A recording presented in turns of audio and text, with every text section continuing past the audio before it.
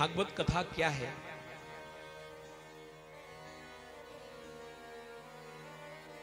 अगर सबके मूल में कहें तो ये भागवत की कथा और कुछ नहीं है, सिर्फ प्रेम की पाठशाला है।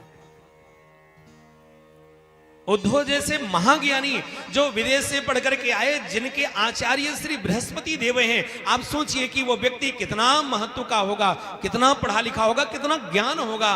और ऐसा व्यक्ति जिसके मन में ज्ञानाभिमान है, स्वरूप का अभिमान है, मैं भगवान की तरह हूं, वही उद्धव जब वृंदावन की धरती पर गए, जिनको गांव की गमार ग्वालिनी कहते थे, उनके सामने उन्होंने घुटने टेक करके हाथ जोड़ लिए।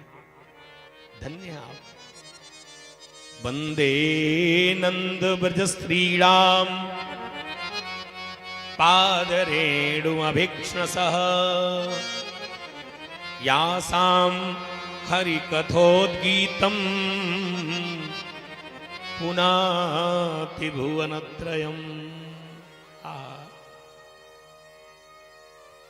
इतने बड़े ज्ञानी को प्रेम की पाठशाला में पढ़ने के लिए भगवान ने भेजा, लेकिन इस ज्ञानी को इतना अभिमान था कि वो मेरी इन ऊंची बातों को समझ कैसे पाएंगी। आप सोचिए कि इतना उदात्त स्थिति में पहुंचा हुआ ज्ञानी जब प्रेम के विद्यालय में गया, प्रेम की पाठशाला में गया, तब वो एलकेजी में भर्ती होने लायक ही निकला। बोलो राधे राधे।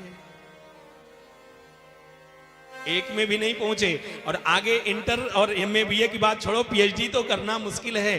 कहां गए? एलकेजी में गोली बनाना सीख रहे हैं। जब प्रेम की पाठशाला में पढ़ करके आए तो हाथ जुड़ गए अपने आप श्री राधा रानी के चरणों में, हाथ जुड़ गए उन गांव की गमार ग्वालिनों के, जिनको लगता था ये क्या है, कुछ भी तो नहीं है, लेकिन उनके सामने हाथ जोड़ करके कहा, हे राधा रानी, मुझसे बहुत बड़ी भूल हो गई। मैं ज्ञान के अभिमान में प्रेम का कोई महत्व नहीं समझ सका। आपकी कृपा से मैंने प्रेम का महत्व समझा। आज मैं इस स्थिति में हूं कि मैं आपकी वंदना नहीं कर सकता, बस आपके चरणों की थोड़ी धूल मिल जाए तो मेरा जीवन धन्य हो। यासाम हरिकथोद्गीतम पुनाति भुवनत्रयम्। क्योंकि उद्धव के ज्ञान के वस्त्र को फाड़ दिया था गोपियों ने। उन्होंने कहा, न माता न पिता तस्य न हारिया न सुतादिय। उस कृष्ण के न कोई माँ है, न कोई पिता है, न कोई बच्चे हैं, कुछ भी नहीं है, वो तो साक्षात ब्रह्म है।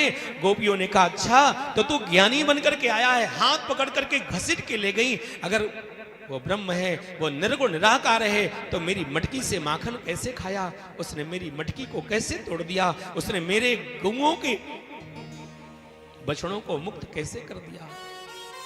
जानते हो उद्धव, कृष्ण के जाने के बाद यमुना तट सुना हो गया, बंसी वट सुना हो गया। हम रोती हैं कि हमारा माखन चुराएगा कौन? गोपियां रो रही हैं कि मेरा माखन कौन चुराएगा?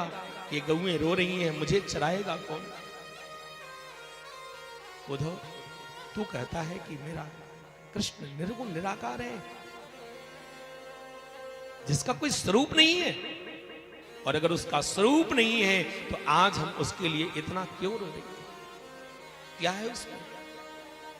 उसका तो कोई आकार नहीं, उसका तो कोई प्रकार नहीं। जानते हो उद्धव, हमारे कृष्ण ने,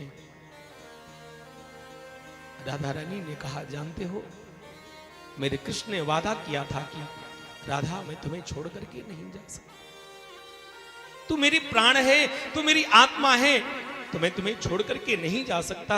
लेकिन जाते समय मेरे कृष्ण ने कहा, मैं तुम्हें छोड़ के जा भी कैसे सकता हूं? जो तू मेरी आत्मा है, तो क्या आत्मा अलग होती है?